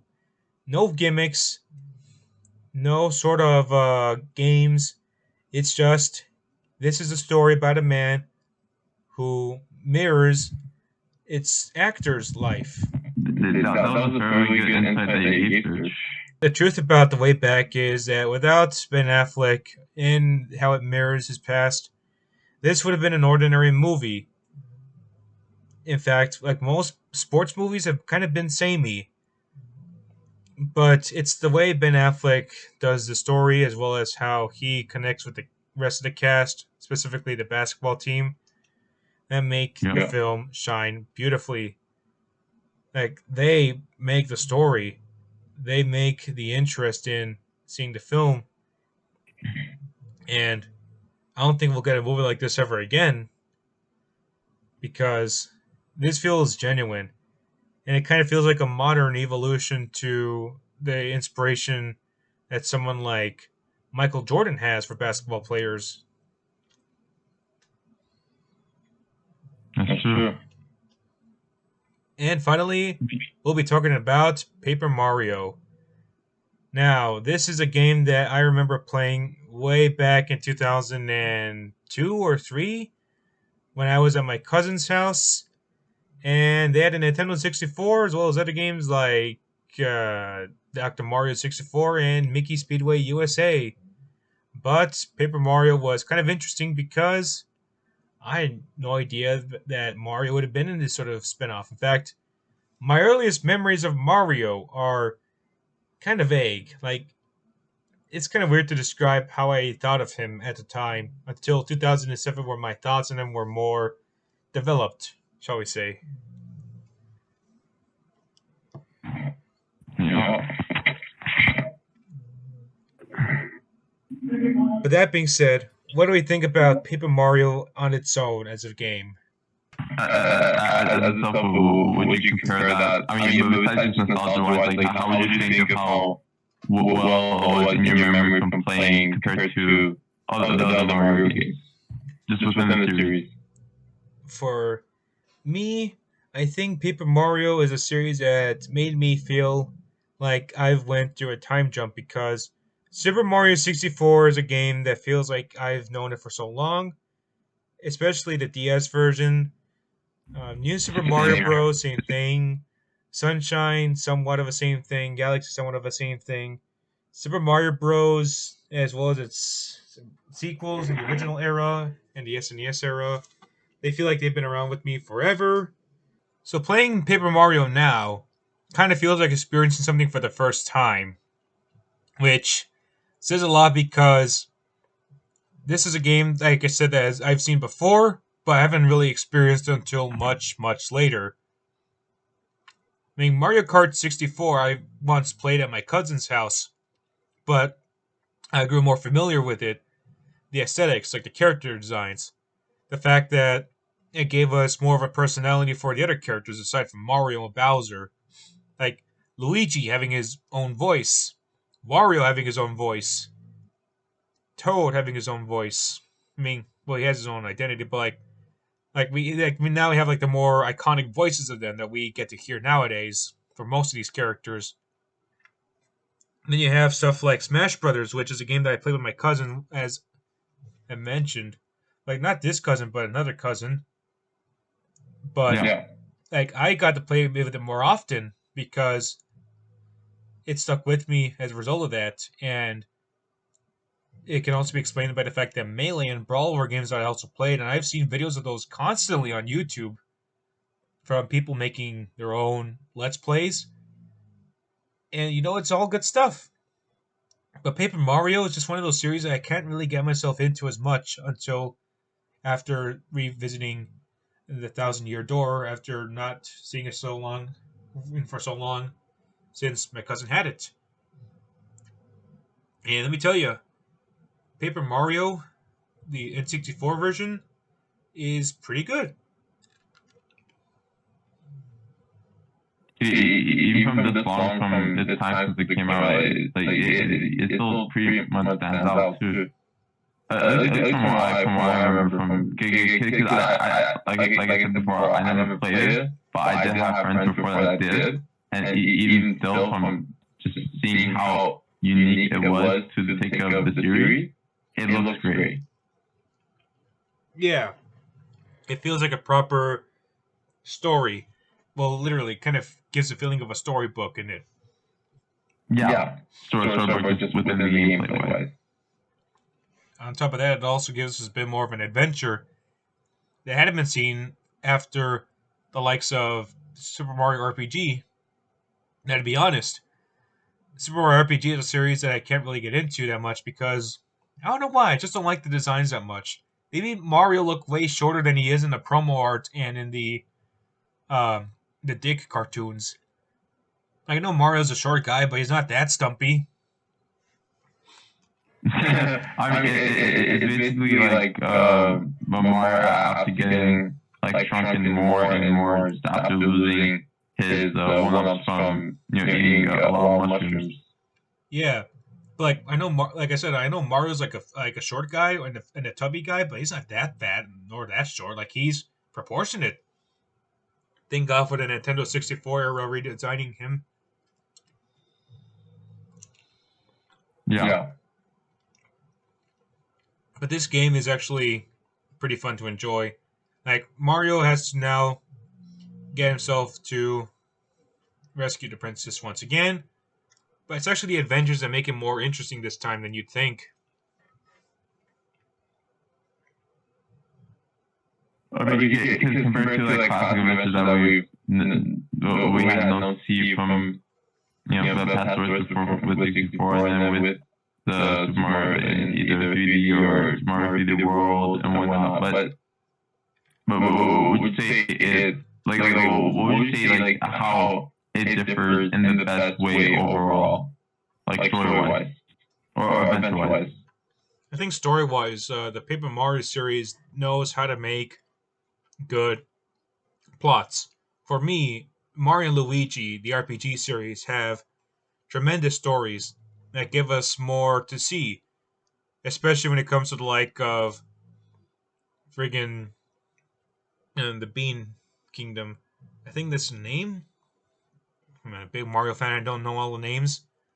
But like the thing is that these RPGs, mainly like to me, the Mario and Luigi series knows how to make an RPG story as well as characters that fit in with the Mario universe better than you think. And they also have this distinct Mario feel. Like an average RPG feels like an RPG, tiny characters with basic reactions and text boxes. Yeah.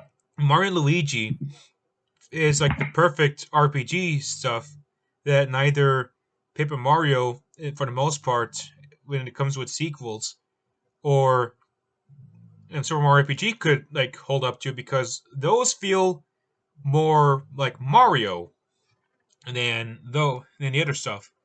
Paper Mario feels more like a different approach, which of course it is. Like it's like storybook Mario, but it feels more like a different perspective, like someone else's like own take on Mario, whereas the Mario and Luigi series feels more consistent with what you'd expect from the other series, except with more fleshed out characters. Right. That being said, I do believe that the story itself isn't too shabby for the first Paper Mario. I mean, the fact that Bowser uses the Star Rod and imprisons the 7 Star Spirits is like something that we don't really get that often. I mean, all he does is just like kidnap the princess, or in some instances do bad stuff with the Yoshis, like in Yoshi's Story. But the Seven Star Spirits is just kind of like a precursor to what he did with capturing all the fairies in Mario 3D World. Surprisingly, Mario gets help from a little Goomba, which you would think, wait a second, a Goomba? Like, this Goomba's cool. His name is Goombario. And they were able to work together and look for the power source of the Star Spirits, which is the Shooting Star Summit, as far as I can remember. And they need them to prevent Bowser from getting too invincible.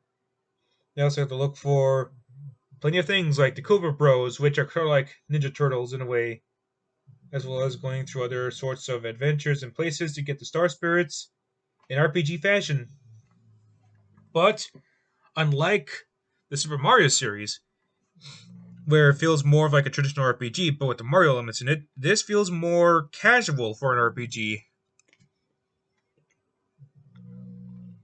But like, do you think it follows? I mean, do you think in your opinion does it follow a lot more like somewhat similar, but doesn't take away out of it being an RPG? Like it just brings it, like it's trying to bring its own play in the RPG take of the game.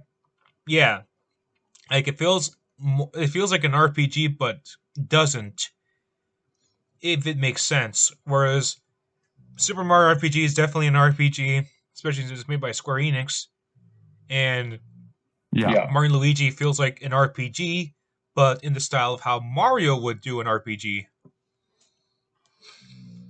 Exactly, like how you would think, what would the Mario series and thinking like Nintendo's style gameplay wise, like how would they be able to fit within the landscape of RPG gameplay? Yeah, because Mario is not Final Fantasy. Like Final Fantasy is its own sort of RPG. It has its own sort of tone, its own sort of characters, its own sort of music. So that's why I kind of prefer Mario Luigi once again, because it gives its own take on the RPG identity compared to the other stuff. Whereas Paper Mario just feels more like in between.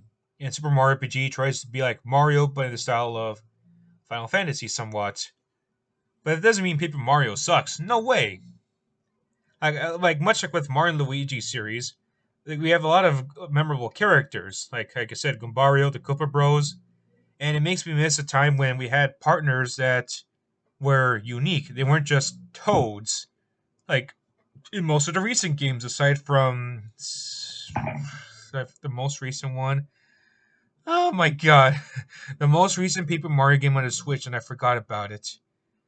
It's the one that has like the paper cutouts. No. I remember seeing like a bunch of gameplay videos that were like coming out on Nintendo's channels. Origami King, that's the one. Origami, right? Yeah. I was thinking something about like the thing about Origami King is that it just feels kind of like a response to the lack of partners that are unique, but it ultimately feels sort of like the samey feel that the rest of the Paper Mario series has, and the earlier stuff. Like for me at least, this original Paper Mario, as well as the Thousand Year Door and Super Paper Mario, feel like the most traditional when it comes to unique settings and characters. Unfortunately, Super Paper Mario is sort of like an in-between, where it starts to stray away from the aspects of all these other Paper Mario games, like on the DS. I forgot their names. Color Splash, Sticker Star. I don't remember. Like, it was in between those games and Thousand Year Door. It was like a hybrid, like a transition. And now we have Origami King, which feels like it's trying to transition back into the more complicated gameplay of the first two. Like, it's weird if you haven't experienced it. But no, I never seen it before yet. Like, for me, what I can definitely say is that Paper Mario, as well as Thousand Year Door, and by extension, Super Paper Mario, like, they feel like, even if they're not exactly RPGs in the way Mario would do it, like, they feel like their own thing. because they have their unique character settings. In fact, that's something I miss about like the Paper Mario series. Like each series had its own distinct feel. You have your traditional platformers, which are mostly like widely appealing. Aside from Mario Odyssey, which feels like a big tribute to the most devoted Mario fans. You have the kart racing games, which mostly stand out for like different gimmicks, with Double Dash being the most distinct because of its cars being two racers. And you have stuff like like the Party series, which is pretty much the characters going through all these weird games. Initially, it sort of had this weird tone to it where, make it a lot more interactive. yeah, and of course the sports games, golf, tennis, strikers, which all of which are pretty much like, oh, these are just Mario doing sports, but at the very least, like for the most part, especially tennis, Mario Power Tennis feels like how they would do a tennis game because it's not just your average tennis game mixed like with Mario characters replacing him. It's like Mario's take on tennis, for example. Like that's something I kind of like about the Mario series, that this is like a racing game. It's not just Mario replacing the cars, but it's just how Mario and friends would do their own racing game. Kind of like how Paper Mario, like Mario and Luigi, would do its own RPG. And we're going to go back to this conversation again. Man. We just got level 60 on. Discussing Mario is the one thing that always keeps me talking and talking, because of all the video game characters out there, none fascinate me more than Mario. Mario is gonna live out, bro. He's gonna be like following generation after generation through. Yeah, and that's not a bad thing. It's just the fact that it amuses me that, like, we should be talking about stuff like Fortnite or whatever video games are on your phone, like fucking Raid Shadow Legends. No, fuck that garbage. No, whereas I don't know. Think about that. Advertising or the game. Whereas, like, we just obsess over Mario, but it's not a bad thing because, like, even if Nintendo itself is a questionable company, at least the one thing I like is just like thinking about Mario, learning about his games, like how they work. And that's something I kind of miss about the Paper series. Like the Paper series, what makes it unique, like even if it's not entirely as much of a devoted RPG, if that makes sense, as Mario Luigi does, what I like about it is its unique setting and its characters. Like, sure, it's just another Mario spin-off series, but at least they're able to make it work in terms of the location and the new characters they have. Like, I was about to go into Goombario. Like, Goombarios are like your good guy Goomba. And you have the Koopa brothers, who are kind of like Ninja Turtles in a way. But that's what makes the series stand out. And even that's something that Mario and Luigi did, starting with Superstar Saga. Like, we have Fawful, we have the Bean Kingdom, which again, I might forget its name. We really need to, like, I really, really, really need to revisit these games again. Yeah. At some point we can. And it's and like the fact that the unique characters and the sort of RPG setting is missing in some of the recent Mario Party. All these P's and all these words that start with these that first begin with the letter P and associated with the title Mario, like, oh my god, it's so many Mario stuff. Like, all I'm trying to say is there's something that makes the older series or the older games in the series work better than the newer stuff for the most part, because like the original Paper Mario just seems more committed to being what makes Paper Mario stand out. And it's even pushed further with Thousand Year Door, which I would like to talk about at some point, because that seems like a more like fully developed series for Mario in the Paper series than this one, because this one sort of feels like it's kind of like taking inspiration from what would have been a Mario RPG 2, but in this style. And honestly, I'm just glad to talk about the Paper series, because for one thing, the Paper characters look adorable. I don't have to be they do. Like, it's kind of weird to call like regular Mario cute, because like like it's weird. Like he looks cartoony, but he's a grown man. Yeah, I mean, like he's a classic plumber, but yet he's one of the most beloved, if not the most beloved plumber character out of any game. You don't know any other better plumber characters that come out besides Mario. He's just the most recognizable by thought. And of course, there's his brother Luigi, and Mario and Waluigi. Even though Waluigi doesn't have a game, but it's weird to call Mario cute on his own. But they make it work in Paper Mario, though. Yep, and not in the baby way like with Yoshi's Island. More so just, hey, this is a new take on Mario, and it works very well. I also like the fact that it was like for me, it felt like more of an introduction to an RPG, because the gameplay in this game like the gameplay in Paper Mario just seems a little more welcoming, a little more, well, how do I say this, forgiving than Super Mario RPG, which felt like if you did one mistake, you fuck up. Whereas with this, like, you don't have to worry about making too many mistakes. It's like, just play good, you'll make it through.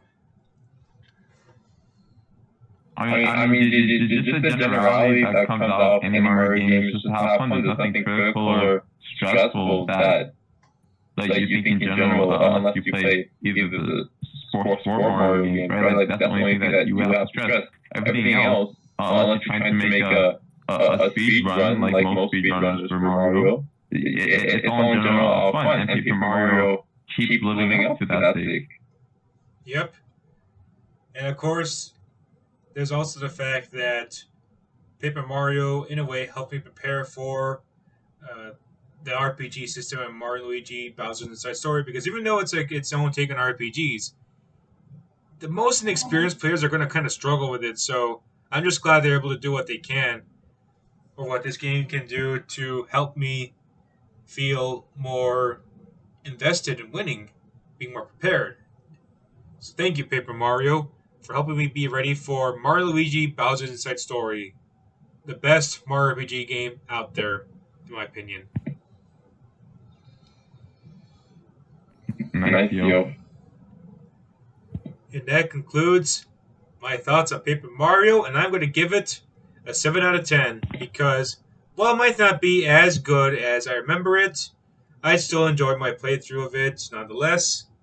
Because let's be real here, like, it just feels so nice to move around and like interact with the characters, like explore the new areas, and basically get into the RPG system once again for Paper Mario, because like it just feels a little more Paper Mario than it would Mario Luigi. I mean, I'm more used to like the upbeat music in Mario Luigi, especially when I first played Superstar Saga. Like, that battle music is just so good. I wish I could play it here, but Nintendo would be like, no, you don't, son. No, you don't. Strike. Yeah. I guess that's what Sega does when Nintendo don't, going after copyrights. But we'll just leave it here. Unfortunately, the other guys weren't here to talk about Man of Steel. But, hey, we got to 4 different subject matters, and they're pretty distinct. And looking at that thumbnail, I wonder why Superman and Ben Affleck are looking at the Red Dino Fury Ranger. Well, we left last with Paper Mario having to look blankly in fear of not trying to get into their conflict. Maybe he's interested in checking out the videos in the recommended section. By the way, that does it for today's episode, guys. Thanks for showing up, Eternal. Yes, thank you, Surgeon. Thank you guys for joining into this wonderful talk that we get to have on these good topics, which I know most of it I haven't followed, but it's always interesting to figure out Surge's perspective from what he has seen beforehand, all of it with Dino Fury, which I gotta try to get a chance to see when I can, and for even the way back, which I've been wanting to watch for, especially how my love for Ben Affleck in general, for just how monumental of an actor he is. I would have to see what he presents in the film from what I can see, but just then, yeah, it's been good. We'll see you next time, guys. Take care.